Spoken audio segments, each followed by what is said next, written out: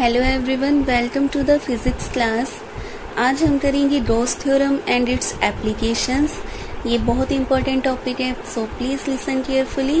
Gauss theorem या हम बोल सकते हैं गॉस लॉ।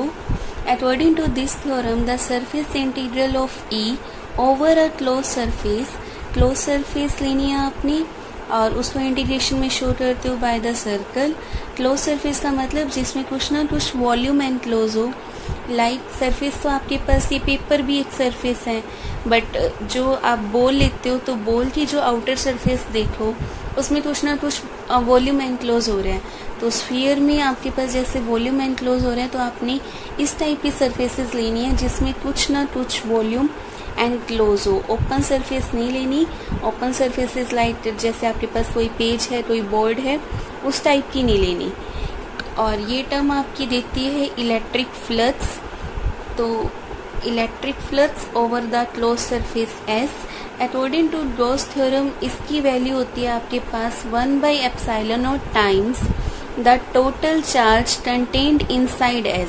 जो चार्जेस एस के अंदर आ रहे हैं सिर्फ वो चार्जेस लेने हैं, बाहर वाले चार्जेस का कंट्रीब्यूशन नहीं रहेगा। Q is the charge and close by the surface S. There is no contribution to the electric flux from the charges outside S. Now there is a term Gaussian surface.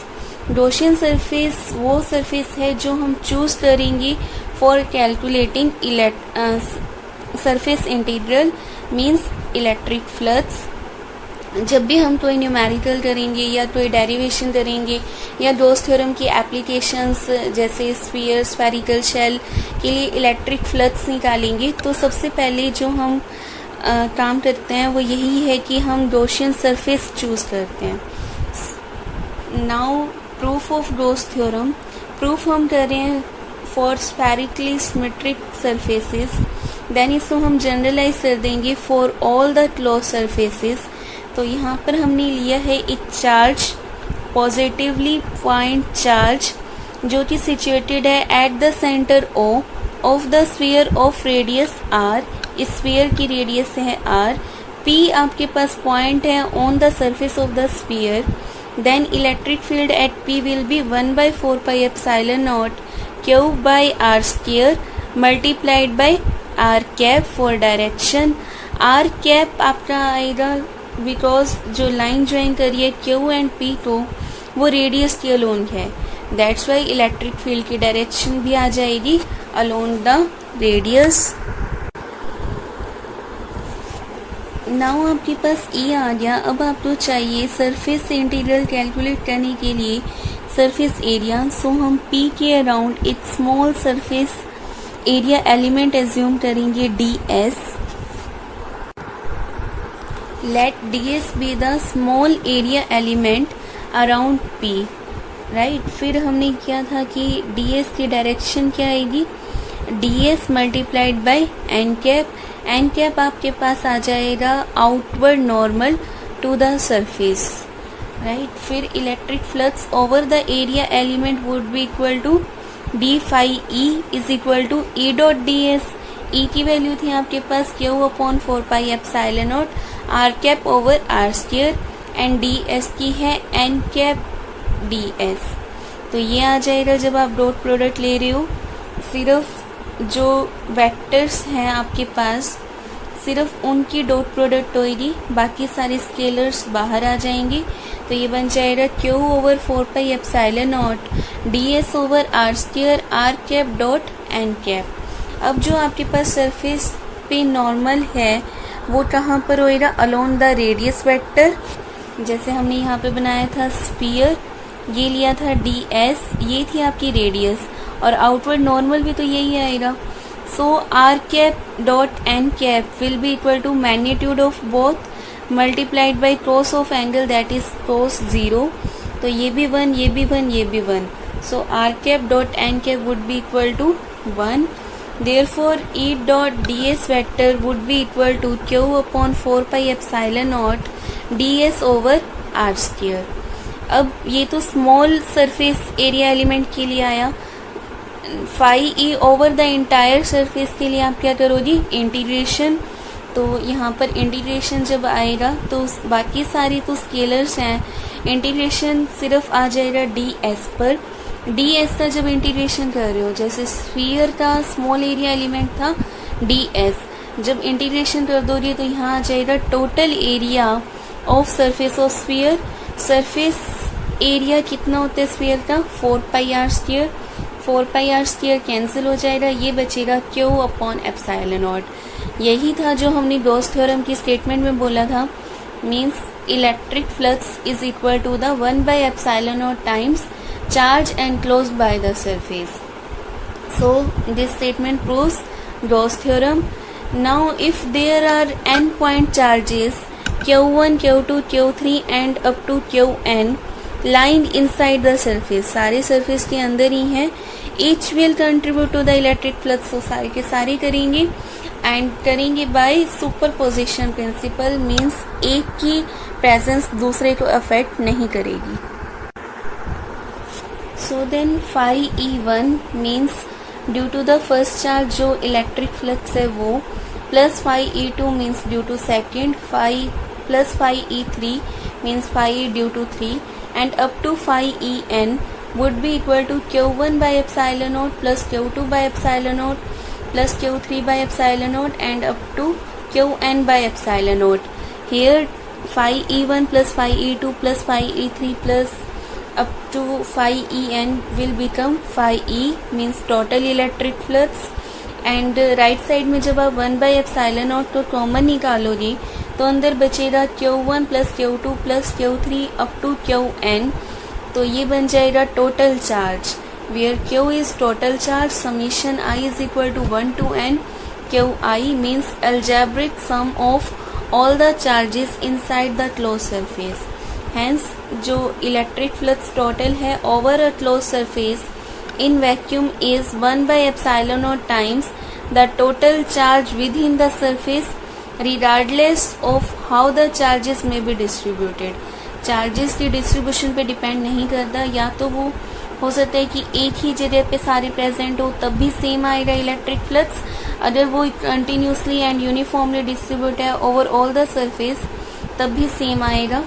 Distribution पे depend नहीं करता, सिर्फ इस बात पे depend करता है electric flux कि कितने charges inside the surface present है। Now if the medium surrounding the charge has a dielectric constant K, then phi E will be equal to Q over K epsilon naught. K amount से आपकी force reduce होती है, electric field भी फिर reduce हो जाएगा, hence electric flux भी आपका K अमाउंट से रिड्यूस होता है। So phi E would be equal to Q over K epsilon naught. तो K लिख दो या एप्सिलॉन R बोल दो। एप्सिलॉन R होता है relative permittivity and epsilon R further equal होता है epsilon by epsilon naught K।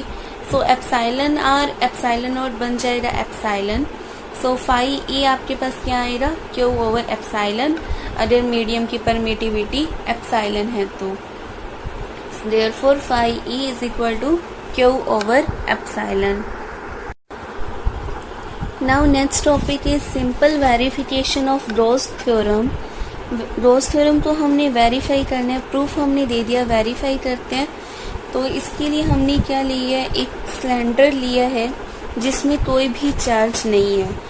Cylinder की आपके पास 3 सरफेसेस होती हैं, जैसे एक तो ये ऊपर टॉप पे, एक बॉटम एंड एक जो आपकी थर्ड सरफेस आती है वो। तो आपने एक लेनी है S1 जो एंड्स ऑफ द सिलेंडर है, वो S1 मान लिया, S2 मान लिया एंड थर्ड सरफेस को मान लिया S3। अब जो एरिया वेक्टर की डायरेक्शन आएगी वो क्या आएगी, आउटवर्ड एंड नॉर्मल, एंड इसकी भी क्या आएगी, आउटवर्ड एंड नॉर्मल, इसकी भी आ जाएगी आउटवर्ड एंड नॉर्मल। तो ये 3 डायरेक्शंस बन जाएंगी आपकी to the 3 area elements. And हमने जो सिलेंडर मानना है वो मानना है in the electric field E की डायरेक्शन आपने लिया है along the axis of the cylinder. So cylinder आपने माना है in the external uniform electric field जिसकी इंटेंसिटी है E along the axis of the cylinder. Now phi 1 लेते हैं electric flux of surface 1 having area S1, phi 2 electric flux through surface 2 having area S2 and phi 3 through S3। Now phi 1 की value क्या आ जाएगी आपके पास E vector dot ds vector, तो इसको ओपन करोगे तो E का मैग्नीट्यूड ds का मैग्नीट्यूड फाई 1 था तो S1 आया and cross of angle between E and S। यहाँ देखो S1 के लिए जो आपके पास एंगल बन रहा है इन E एंड कैप वो बन रहा है 180। S2 के लिए angle between E and S2 is 0। S3 के लिए बन रहा है 90। सो फाई 1 की वैल्यू आ जाएगी आपके पास E का मैग्नीट्यूड मल्टीप्लाइड बाय S1 का magnitude multiplied by cross of 180। Cross 180 होता है -1, तो ये आ जाएगा -ES1 एंड फाई 2 में क्या आएगा E का मैग्नीट्यूड S2 का मैग्नीट्यूड क्रॉस ऑफ 0 क्रॉस 0 1, तो ये बन जाएगा ES2। फाई 3 में आएगा ES3 क्रॉस 90 क्रॉस 90 0, तो फाई 3 भी 0। नाउ टोटल फ्लक्स क्या हो जाएगा तीनों का समीशन, तो phi is equal to phi 1 plus phi 2 plus phi 3, values put कर दो, ये आ जाएगा -ES1 plus ES2 plus 0। Now जो S1 S2 है वो क्या है एंड्स ऑफ द सिलेंडर है, ये सरफेस एरिया है, तो ये दोनों तो इक्वल ही होंगी एंड इसको लेट कर लो S के इक्वल। S क्या है आपके पास area of cross section of the cylinder, so phi की वैल्यू आ जाएगी -ES प्लस ES, ये आ जाएगी 0। Means total electric flux through the close cylindrical surface containing no charges 0। Electric flux 0 आया और सिलेंडर में हमने कोई भी चार्ज नहीं माना था, तो ये वेरीफाई कर रहा है गॉस थ्योरम को। इफ़ वहाँ पर चार्ज होता तभी आपके पास इलेक्ट्रिक फ्लक्स की फाइनाइट वैल्यू आती। Now next topic is deduction of Coulomb's law from Gauss theorem. Gauss theorem का आपने यूज़ करके कूलम्स लॉ ड्राइव करना है, तो इसके लिए भी आपने वही सेम फिगर लेना है, कंसीडर करना है। एक isolated point charge positive point charge Q at O, P surface पे पॉइंट मानना है, उसके अराउंड एरिया एलिमेंट लेना है ds, R लेनी है रेडियस ऑफ द स्फीयर।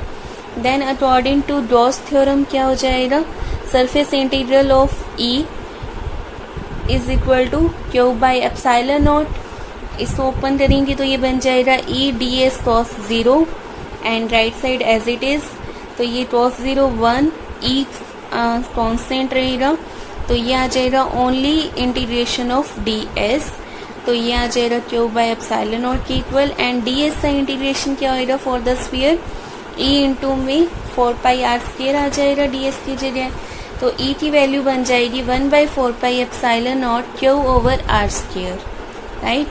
अब अगर हमने P पर टेस्ट चार्ज एज्यूम करते हैं Q naught, if test charge Q naught were place at P then force on Q naught would be, force का फॉर्मूला होता है E multiplied by Q naught, so force will be equal to Q naught over 4 pi epsilon naught r square. यही Coulomb's law कह रहा था, multiplication of charges के directly vary करती है फोर्स एंड इनवर्सली प्रोपोर्शनल होती है r स्क्वायर की, where r is the distance between the Q and Q naught, r is the distance between Q and Q naught. Now हमारे पास है important applications of Gauss theorem. First application है field due to an infinitely long uniformly charged wire. तो ये हमने एक wire ली है, इस पे मान लेते हैं पॉजिटिव चार्ज है, P1 P2 दो सेक्शंस माने हैं, P पॉइंट है जहाँ पर हमने इलेक्ट्रिक फील्ड कैलकुलेट करना है due to the wire. P का distance from O means centre of wire वो लिया हुआ है हमने R। अब जो P1 P2 हैं वो इक्वल डिस्टेंस पे हैं फ्रॉम O, ऐसे ही जो हर पॉइंट होंगे जो इक्वल डिस्टेंस पे हैं उनके लिए हम देखते हैं। और यहाँ पर देखो P1 की वजह से जो इलेक्ट्रिक फील्ड आएगा वो आएगा E1 और आएगा along the line joining P1 and P। P2 की वजह से आएगा E2 along the line joining P2 and P। अब इसके जब हम कंपोनेंट लेंगे, कंपोनेंट आएगा E1 का एक तो हॉरिजॉन्टल के अलोन और एक आएगा वर्टिकल के अलोन। सिमिलरली E2 के भी आएंगे। इक्वल डिस्टेंस क्यों लिया था? ताकि जो उनके हॉरिजॉन्टल कंपोनेंट्स हैं वो कैंसिल हो जाएं, और वो तब कैंसिल होंगे जब मैग्नीट्यूड इक्वल होएगा, एंड मैग्नीट्यूड डिपेंड करता है ऑन द डिस्टेंस। सो हमने जब भी कंसिडरेशंस करनी है दो पॉइंट्स की, तो वो ऐसे ही करनी है कि वो इक्वल डिस्टेंस पे हो from the centre. So component along horizontal direction will cancel out each other, and जो हमें रिजल्टेंट मिलेगा वो मिलेगा अलोंग द वर्टिकल सारे कंपोनेंट्स का। ये हमने सिर्फ दो माने थे, ऐसे ही और बहुत सारे बनेंगे और सबका हमें जो सम अप मिलेगा वो अलोंग वर्टिकल मिलेगा। दस जो टोटल फील्ड है at any point is radial. Radial का मतलब रेडियस के अलोंग एक्ट कर रहे हैं, line in joining the centre to the point act कर रहे हैं, and magnitude of A depends कर रहा है on the radial distance r and nothing else. Now इसका एक्सप्रेशन निकालते हैं। So for that let us consider a right circular close cylinder of radius r। इसकी रेडियस है हमारे पास r एंड लेंथ है आपके पास l, with the long line of charge as it axis. यहाँ पर चार्ज डिस्ट्रीब्यूट है सारा। तो electric flux over the close surface of the cylinder वो क्या आ जाएगा? पहले हम क्लोज कर्व सरफेस पे देख रहे हैं, तो वो आएगा E dot ds, E dot n cap ds, और यहाँ पर एंगल कितना बनेगा? अब यहाँ पर पॉजिटिव चार्ज यहाँ पर है अलोंग द एक्सिस। सो जो पॉजिटिव चार्ज की वजह से इलेक्ट्रिक फील्ड होता है वो आउटवर्ड एंड नॉर्मल होएगा। कर्व सरफेस के लिए जो नॉर्मल बनेगा वो भी यही डायरेक्शन में बनेगा। सो एंगल आएगा आपके पास 0। So integration of E dot ds equal आ जाएगा E इंटू में n कैप की जगह 1 और क्रॉस 0 साथ में ds। तो लेफ्ट साइड में बन जाएगा E साथ में integration of ds। Curve surface के लिए इंटीग्रेशन क्या आएगा? 2 pi RL।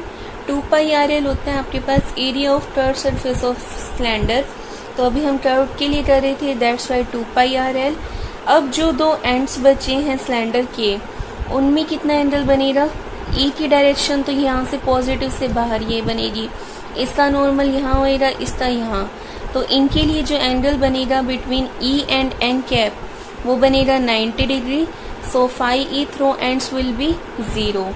Now total electric flux over the whole cylinder would be equal to E into 2 pi RL plus में 0, तो ये बन जाएगा E into 2 pi RL। Now आपको क्या चाहिए? अब इलेक्ट्रिक फील्ड के लिए चार्ज। तो चार्ज की वैल्यू क्या आएगी? Charge density multiplied by length, तो वो आ जाएगी lambda l। So according to Gauss theorem phi E equal होते हैं आपकी क्यू बाई एप्सिलॉन नॉट की। तो ये आ जाएगा E इंटू 2 पाई RL, और राइट साइड में बनेगा क्यू की जगह लैम्डा l एप्सिलॉन नॉट। तो E की वैल्यू आ जाएगी लैम्डा अपॉन 2 पाई एप्सिलॉन नॉट r। यहाँ से आप देख सकते हो कि जो इलेक्ट्रिक फील्ड आया है फॉर अ लॉन्ग वायर वो इन्वर्सली प्रोपोर्शनल आ रहा है रेडियस के, r के इन्वर्सली प्रोपोर्शनल है। r क्या था आपके पास? Distance between the point where you have to calculate electric field and the centre of the wire.